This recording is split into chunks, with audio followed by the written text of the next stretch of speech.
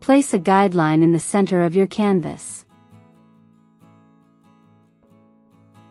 Add the photos to your canvas and make sure they overlap the guideline. Make the photo on the right invisible and select the photo on the left. I select the subject, but if you want to select a different object you can use one of the selection tools.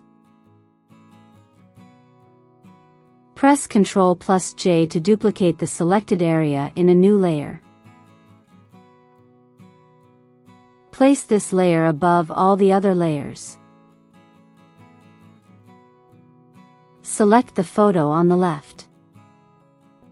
And select the rectangular marquee tool. Select the part of the photo that overlaps the guideline. And delete it. Press Ctrl+D to deselect. Make the photo on the right visible again and select this layer. Again I select the subject. Press Ctrl+J to duplicate the selected area in a new layer.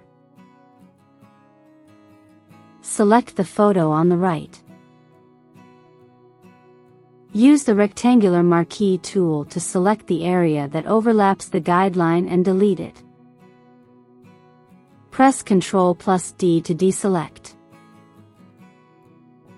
And that's how you create this overlapping photo effect.